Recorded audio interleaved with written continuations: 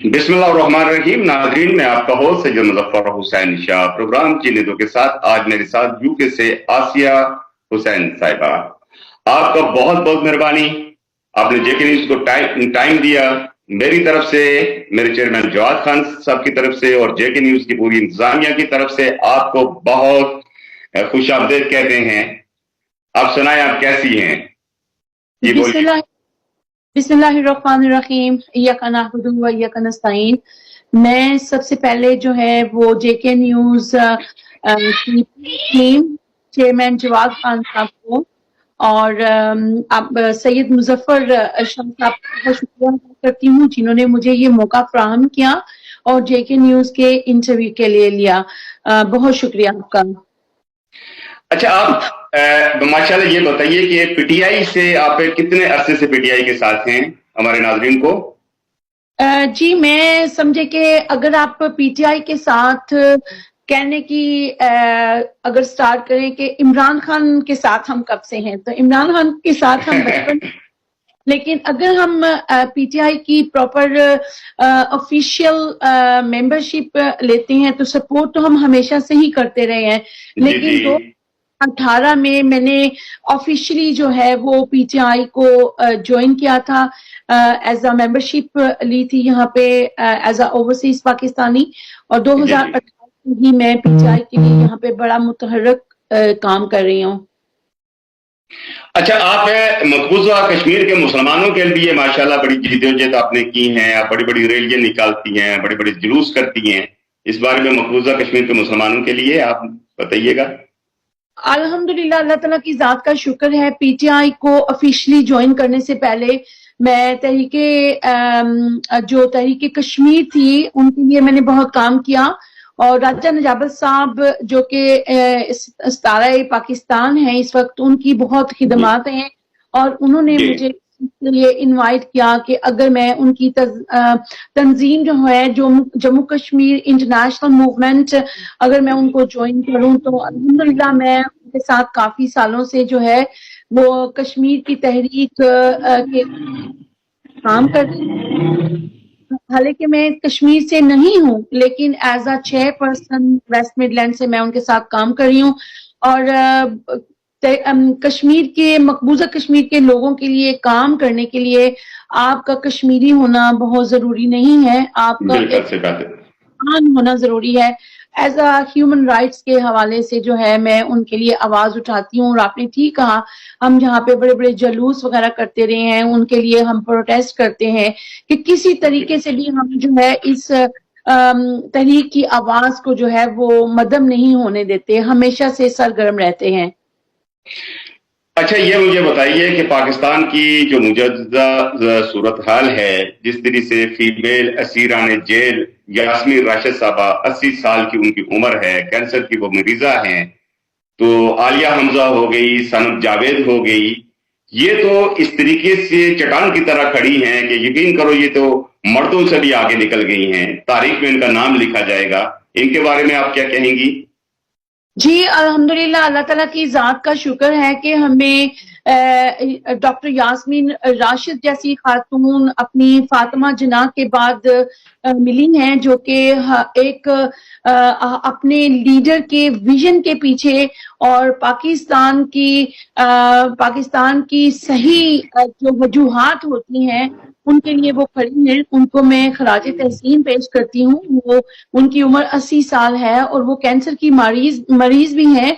इसके बावजूद उनको कितने महीनों से उनको जेल में डाला गया, वो तमाम मुश्किलात को सह के जो है वो अपने हमारे पाकिस्तान तहरीके इंसाफ के साथ खड़ी हैं, अपने लीडर के विजन के साथ खड़ी हैं, और असल उनका मकसद ये है कि वो पाकिस्तान को बुरे हालात से बचा सकें।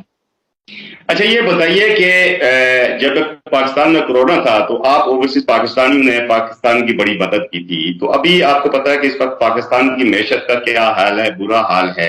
इमरान खान साहब जब इक़्तिदार से इनको रिजीम चेक ऑपरेशन जब हुआ था, जब उन्हें निकाला गया तो 6 कुछ यहाँ की थी वो ग्रोथ थी। तो अब आप लोगों ने पैसे भेजने वहां से क्यों बंद किए? क्योंकि पाकिस्तान में आपको इमरान खान साहब जैसा कोई قابل بھروسے کا لیڈر نظر نہیں آتا اس لیے؟ جی یہ تو میں سمجھتی ہوں بڑی مذائقہ خیز بات ہے کہ بھروسے والا لیڈر ہونا. اگر جب رجیم چینج کیا گیا، خان صاحب کو وزیر اعظم سے اتارا گیا، اگر کوئی ان کے مقابل تھا تو اگر کوئی ایسا لیڈر ہوتا اس کو سامنے لے کے آتے، تو جو اوورسیز پاکستانیوں نے یہ سٹینڈ لیا انہوں نے اب پیسے نہیں بھیجنے، تو وہ یہی وجہ تھی کہ ان کو یہ نئے لیڈران جو تھے، نئے لیڈران تو نہیں تھے، یہ پچھلے پورے 40-45 سال سے ہمارے پاکستان کو کھا رہے ہیں. تو اگر خان کی جگہ ایسا لیڈر آ جاتا جو کہ خان صاحب کے ایکول ہوتا اور یا خان صاحب سے اچھا ہوتا، تو ہمارے اوورسیز پاکستانی یہ کبھی بھی فیصلہ نہ کرتے کہ انہوں نے پاکستان میں پیسہ نہیں بھیجنا، مدد نہیں کرنی ہے. تو یہی وجہ ہے کہ ہم جو ہیں یہ فارم 47 کے لیڈران جو ہیں، وزیر اعظم جو ہیں، ان کے اوپر ہمارا کوئی بھی اعتماد نہیں ہے. جی جی. اچھا یہ مجھے بتائیے کہ یہ پچھلے دنوں میں آپ نے دیکھا کہ میاں محمد نواز شریف صاحب نے اپنی قوم سے گلہ کیا کہ میرا قوم نے ساتھ نہیں دیا. ایک 3 مرتبہ کا وزیر اعظم بننے والا شخص قوم سے گلہ کر رہا ہے، لیکن دوسری طرف ایک مرتبہ کا وزیر اعظم بننے والا 90% اوورسیز پاکستانی ان کو بہت اچھا سمجھتے ہیں، اور پاکستان کی عوام ہو یا آزاد کشمیر کی عوام ہو بہت انہیں اچھا سمجھتی ہیں. تو دیکھیں آج وہ جیل کے اندر ہیں، ان کی بہنیں ہیں، مطلب پورا ان کا خاندان ہے، عوام کے لیے انہوں نے سٹینڈ لیا ہے. تو کیا کہنا چاہتی ہیں اس بارے میں، خان صاحب کے بارے میں آپ؟ سب سے پہلے تو میں یہ نواز شریف صاحب کے بارے میں کہوں گی، میں پرسنل نہیں ہونا چاہتی ہوں، لیکن جب وہ یہ کوشچن کرتے ہیں قوم سے، عوام سے، کہ ان لوگوں نے ان کا ساتھ نہیں دیا، تو مجھے لگتا ہے کہ یہ کوشچن ان کو اپنے آپ سے کرنا چاہیے کہ میری عوام کی، ہماری جو قوم ہے، ہماری جو عوام ہے، نواز شریف صاحب کا ساتھ کیوں نہیں دے رہی ہے. میرے خیال میں جو کا جواب ہے وہ تو ان کو اب تک مل چکا ہے، لیکن اب ان کو یہ سوال کرنا اپنے آپ سے بنتا ہے کہ کیوں نہیں میری عوام جو ہے وہ میرا ساتھ دے رہی. تو مجھے امید ہے کہ اگر جب وہ اپنے آپ سے یہ سوال کریں گے تو ان کو بہتر جواب جو ہے اس کا مل جائے گا. اب آگے آتے ہیں عمران خان صاحب کے لیے. عمران خان ایک ایسا لیڈر ہے جو کہ صرف اپنی ذات کے لیے نہیں ہے، وہ اپنی عوام کے لیے ہے، وہ پاکستان کی عوام کے لیے ہے. جس شخص نے اپنے بچوں کے لیے قربانیاں دے دی، اپنی بیوی کے لیے اپنا سب گھر بار چھوڑ کے، وہ پچھلے رجیم چینج ہونے کے بعد اتنے مہینوں سے ڈٹ کے اپنے ویژن کے لیے کھڑا ہے، اپنے پاکستان کے لیے کھڑا ہے، اپنے پاکستان کی عوام کے لیے، ان کے بچوں کے مستقبل کے لیے کھڑا ہے. تو پھر جو عوام ہے وہ ایسے لیڈر کا ساتھ کیوں نہ دے؟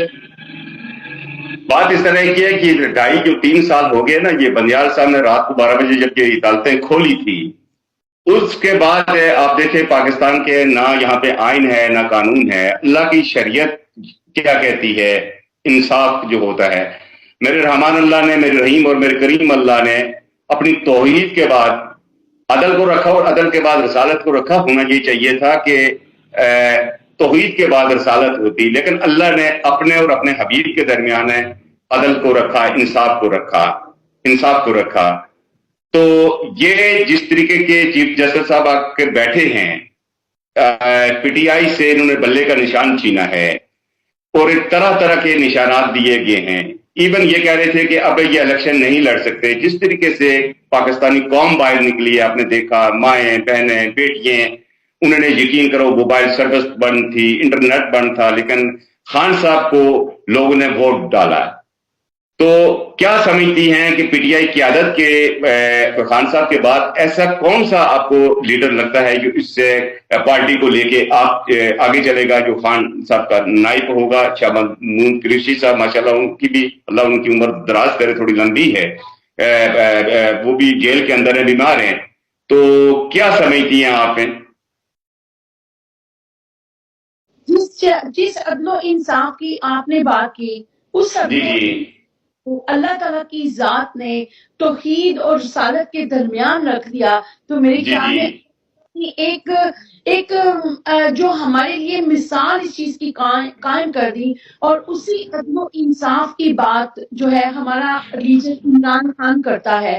اسی عدل و انصاف کے لیے وہ جو ہے وہ اپنی ان تمام اداروں سے لڑ رہا ہے، اسی عدل و انصاف رول آف لا کی وہ بات کرتا ہے۔ خان کہتا ہے کہ جب تک ہمارے ملک پاکستان میں عدل و انصاف نہیں ہوگا، رول آف جی لا ہوگا، جی اس وقت ہمارا پاکستان جو ہے وہ ترقی نہیں کر سکتا۔ تو عدل و انصاف تب ہوگا جب ہمارے ادارے یکجا ہو کر سپریم کورٹ کی پراپر طریقے سے بحالی کے لیے کام کریں گے، جب ہمارے جج صاحبان، ہمارے تمام وکلا جو ہیں اس کے لیے سٹینڈ لیں گے۔ تو مجھے امید ہے جب وہ سٹینڈ لے لیں گے اس دن ہمارے پاکستان میں عدل و انصاف قائم ہو جائے گا اور ہمارا پاکستان جو ہے وہ ترقی کرنا شروع کر دے گا انشاءاللہ۔